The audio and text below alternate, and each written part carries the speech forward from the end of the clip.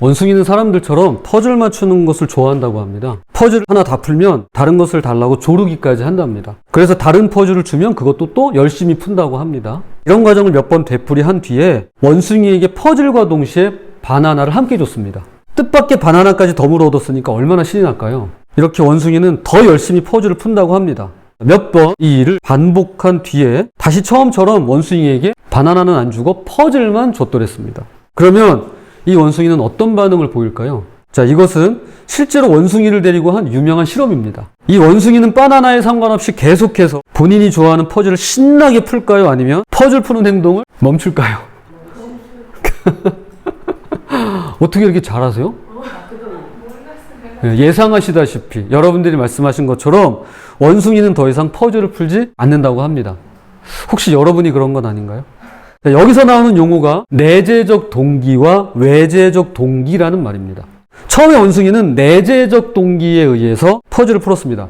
안에서 나오는 동기요. 내가 좋아서 퍼즐 푸는 행동 그 자체가 즐거워서 신나게 푸는 것이죠. 하지만 외부에서 바나나가 주어지면서 행동에 큰 변화가 생겼습니다. 원숭이에게 퍼즐을 푸는 이유가 이제는 바나나를 얻기 위해서 하는 행동으로 바뀐 것입니다. 즉 내가 좋아서 퍼즐을 푸는 내재적 동기에 의한 행동이 이제는 바나나라고 하는 외부의 보상과 맞물려서 외재적 동기로 변해버린 것입니다.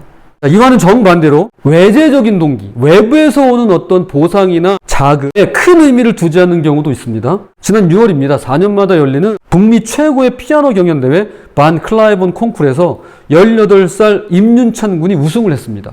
한국인으로서는 5년 전에 선우 예권에 이어서 두 번째이고 콩쿠르 역사상 최연소 우승이라고 합니다. 그는 어린 시절 친구들이 태권도장에 다닐 때 아무것도 안 할 수가 없어서 아파트 상가에 있는 피아노 학원에 다녔는데 그러다 보니까 피아노가 좋아졌다고 그렇게 말했습니다. 기자회견장에서 한 기자가 물었습니다. 향후 피아니스트로서 어떤 야망을 갖고 있나요? 그렇게 물었을 때 그의 대답이 온 세상을 깜짝 놀라게 한 일이 있었습니다. 사실 제 꿈은 모든 것을 다 버리고 그냥 산에 들어가 피아노와 사는 것인데 그러면 수입이 없으니까 어쩔 수 없이 이렇게 커리어에 대한 야망은 0.1%도 없어요 라고 대답했습니다. 산에 들어가 피아노랑 살고 싶다랍니다. 이것은 피아노를 정말로 사랑하지 않고는 즉석에서 나올 수 없는 의외의 대답입니다. 그에게 있어서 우승이나 보상 같은 건 아무래도 좋은 것이었습니다. 이런 외재적인 동기는 큰 의미가 없었습니다. 오로지 피아노가 너무 좋아서 피아노를 치고 싶어하는 그의 내재적인 동기만이 가장 소중하고 의미 있는 것이었습니다. 그리고 이것이 그를 세계 최고의 피아니스트로 만들었다고 할 수 있을 것입니다. 저는 이 외재적 동기, 외부에서 오는 동기와 안에서 나오는 내재적 동기, 이 두 가지를 생각할 때 달걀이 떠오릅니다. 달걀은 두 가지의 서로 다른 방향에서 껍질을 깨뜨릴 수가 있는데요. 하나는 밖에서부터 달걀 껍질을 깨뜨리는 것입니다. 그리고 또 하나는 안에서부터 그 껍질이 깨지는 것입니다. 밖에서부터 깨지든 안에서부터 깨지든 껍질이 깨지는 건 똑같을지 몰라도 이 둘 사이에는 완전히 다른 차이점이 있습니다. 달걀이 밖에서부터, 즉 외부적인 자극에 의해서 깨지면 병아리로 크지 못하고 죽을 뿐더러 이미 삶아져서 죽어 있는 것입니다. 반대로 안에서부터, 즉 내부적인 자극에 의해서 그 껍질이 깨지면 그 속에서 살아있는 노란색 병아리가 삐약삐약 하면서 걸어 나오는 것을 볼 수가 있습니다. 그러므로 이렇게 말할 수 있을 것 같습니다. 달걀은 밖에서부터 깨지면 죽고 안에서부터 깨지면 살아납니다 라고 말이죠. 오늘 제목입니다. 밖깨죽 안깨살. 밖에서부터 깨지면 죽고 안에서부터 깨지면 살아납니다.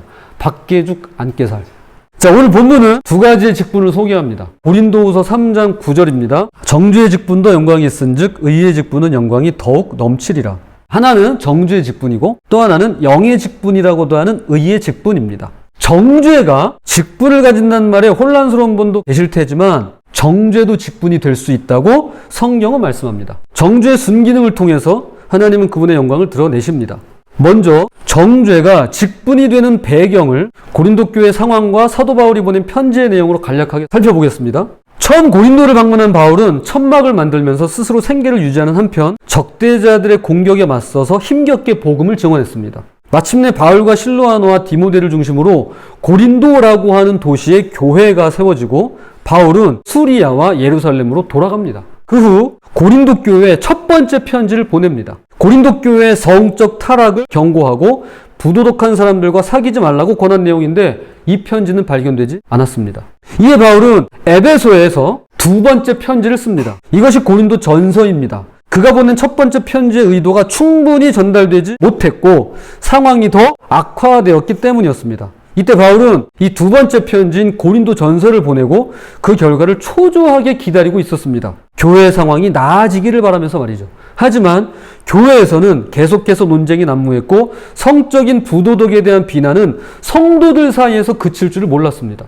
그래서 처음에는 고린도 교회 개척 멤버였던 디모데를 보내서 상황을 진정시키려고 했다가 보다 못한 바울이 직접 고린도를 방문합니다. 에베소에 머무르는 3년 기간 중에 잠깐 다녀갔을 것으로 보이는데 이 두 번째 방문은 사도행전에는 기록되어 있지 않습니다.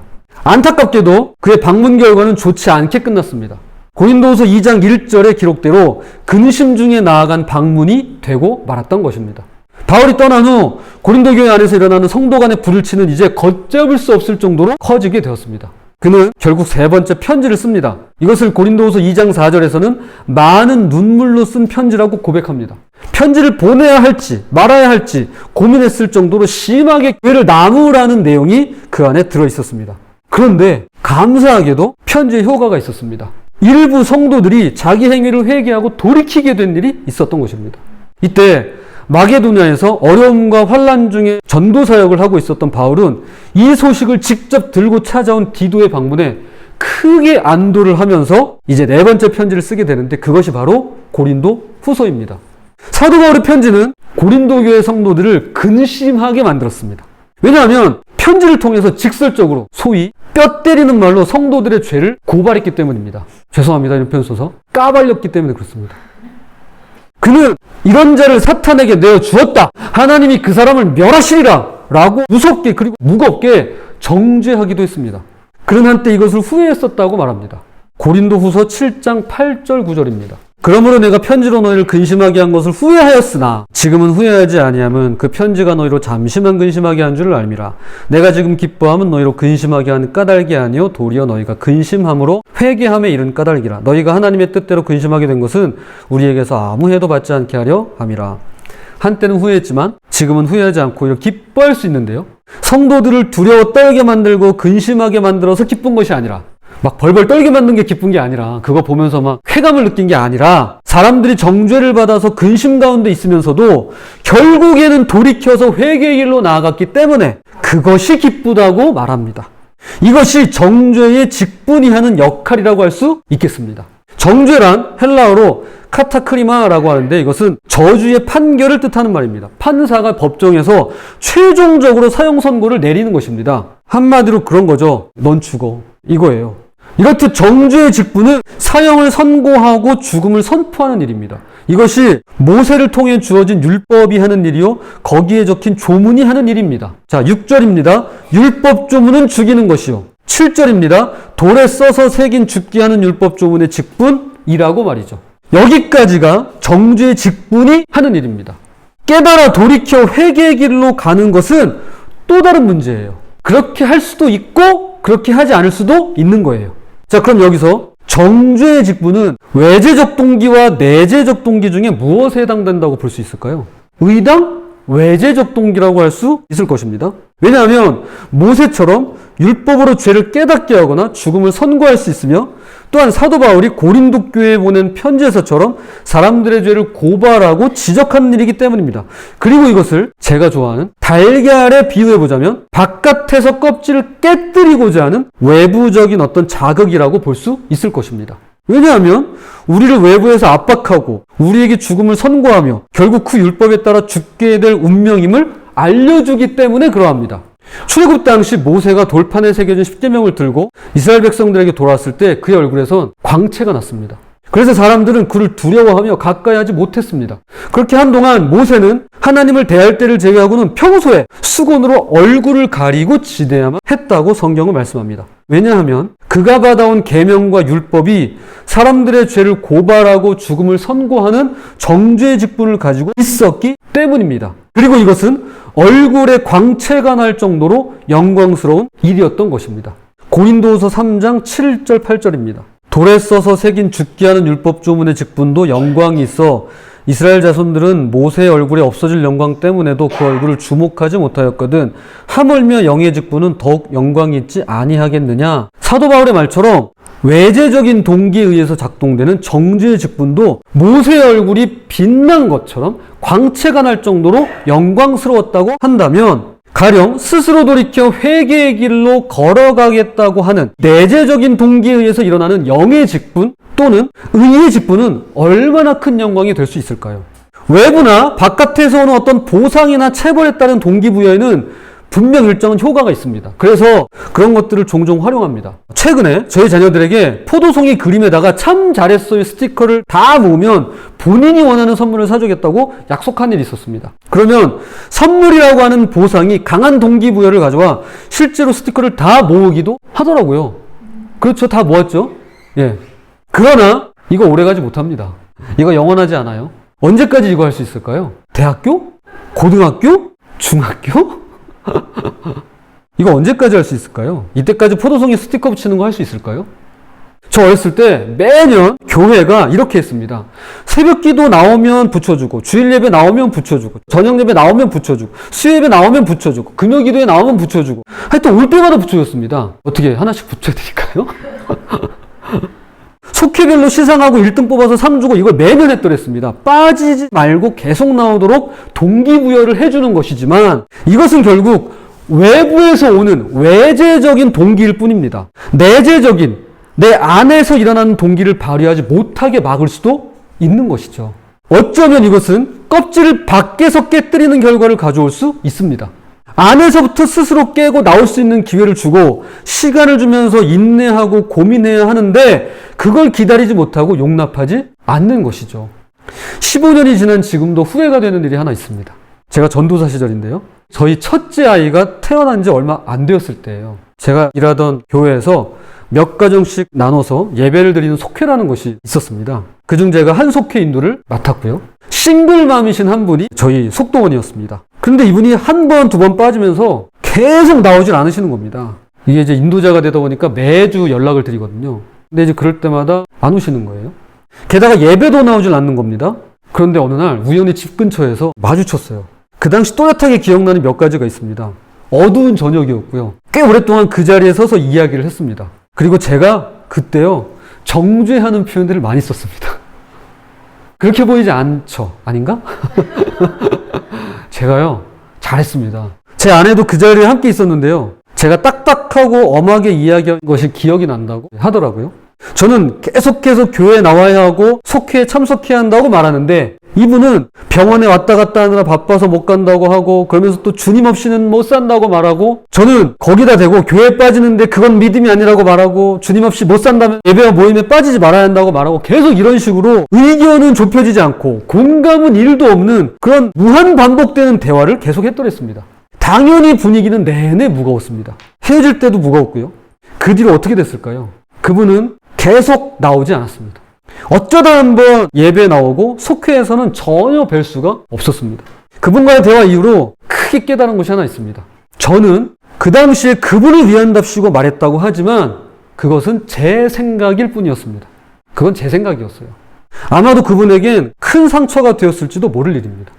정말 그분을 위한다고 했다면 믿어라 마라 나와라 마라 제가 제 주장을 할 게 아니라 그저 따뜻하게 들어주고 어떻게든 예쁘게 말해주고 다만 그분을 위해서 보이지 않는 곳에서라도 사랑으로 기도해줘야 한다는 것을 그 당시에 뼈저리게 느꼈습니다.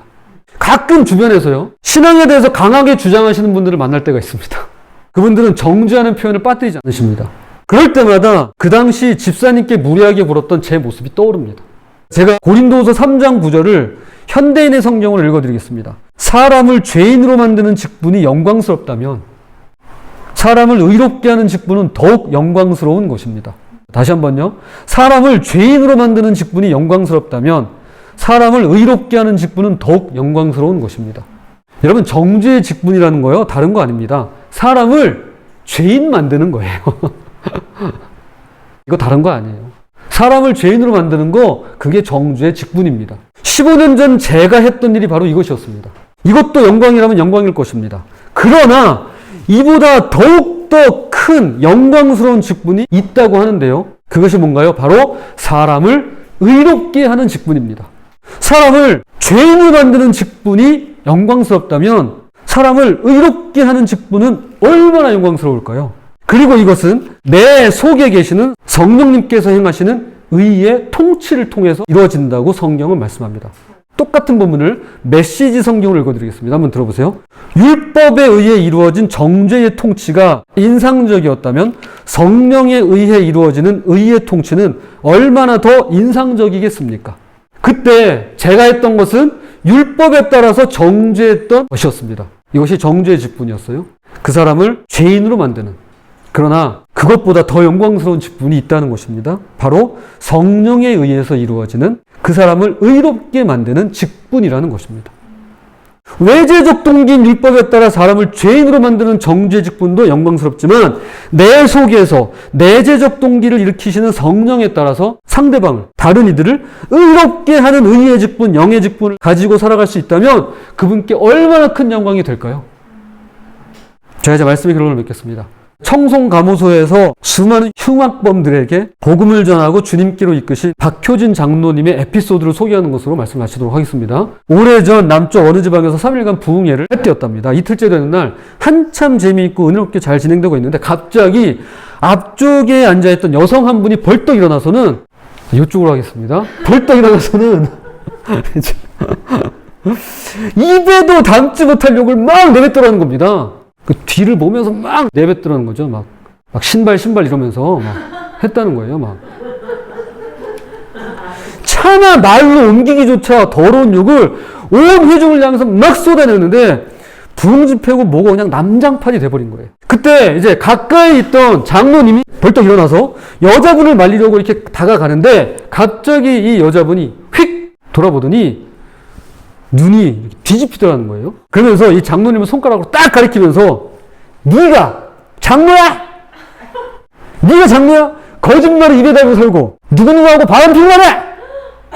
그 순간 장로님 얼굴이 그냥 새빨개지면서 말 한마디 못하고 그냥 도망가다시피 하고 사라진 거예요. 그러는 사이 이번에는 저 뒤에서 전도사님 한 분이 달려와서 아무개 자매님 하면서 이제 이름을 부르면서 말리려고 하는데 또 이분이 갑자기 고개를 확 돌리고는 또 눈이 뒤집어지면서 네가 전도사야? 신학교 다닐 때 컨닝 몇 번 하고 이렇게 사람들 상처 주고 하면서 수치스러운 과거를 막 이야기하더라는 거죠. 정말 귀신같이 맞추는 겁니다. 그러니까 전도사님 낯이 뜨거워서는 이 자리를 피하게 된 거예요. 아무도 이 여자분을 당할 수가 없는 겁니다. 계속해서 괴성을 지르며 욕을 내뱉고 있죠. 성도들은 앞에 있는 박효진 장로님이 집회하고 있었으니까 이제 이분만 쳐다보면서 부흥 강사 왔으니까 어떻게 좀 해달라는 눈빛을 이제 계속해서 보내는 눈치인데 사실 장로님이라고 무슨 뾰족한 수가 있습니까? 뭐 천사예요? 얼마나 더럽고 흉악한 생각들이 꿈틀거리고 하루도 몇 번씩 악한 생각들이 들락날락 하겠습니까? 그러니까 이 여자하고 부딪힌다는 게 다 까발려지는 것이니까 솔직히 자신이 없었노라고 말하더라고요. 용기가 나질 않더라는 겁니다. 하지만 계속 이대로 있을 수만은 없는 거예요. 어떻게든 이 아수라장을 수습해야만 하는 겁니다. 그래서 마음을 굳게 먹고 일단 조심스럽게 마이크를 들었으니까 든 채로 한 발 여성이 있는 쪽으로 천천히 다가갔다는 겁니다. 온몸에 땀이 뭐 비오듯이 쏟아지는 거죠. 그렇게 거의 이 여자분 앞에까지 다가갔는데 갑자기 또 고개를 획 돌리더니 눈이 뒤집어지더니 네가 하면서 덤벼들더라는 거죠. 그 순간 장로님이 깜짝 놀라가지고 망신당할 만 남았잖아요. 그러니까 이제 엉겁결에 본인이 살고 봐야 되겠다는 생각으로 이제 마이크를 들고 있으니까 입에 대고 이제 고함을 질렀다는 거예요. 이 여자분은 육성이니까 자기가 소리로 누를 수 있잖아요. 그러니까 안 들리게, 다른 사람들 안 들리게. 이제 뭐라고 까발리든 간에 안 들리게. 이제 그냥 소리를 그냥 고함을 내질렀다는 겁니다. 이렇게 질렀답니다. 이 더럽고 사악하고 요사스러운 귀신아, 예수님이 덮어놓은 죄를 네가 왜 들쳐? 예수님이 덮어놓은 죄를 네가 왜 들쳐? 그러면서 막 소리를 질렀다는 겁니다. 솔직히 본인 살려고, 궁지에서 벗어나려고 그렇게 고함을 막 지른 건데 여러분 그 순간 놀라운 일이 일어났대요. 갑자기 여자분이 스르르 하고 힘이 빠지더니 마치 연체동물처럼 흐물흐물하면서 쓰러져 버리더라는 겁니다. 실제로 이분의 간증입니다. 그렇죠?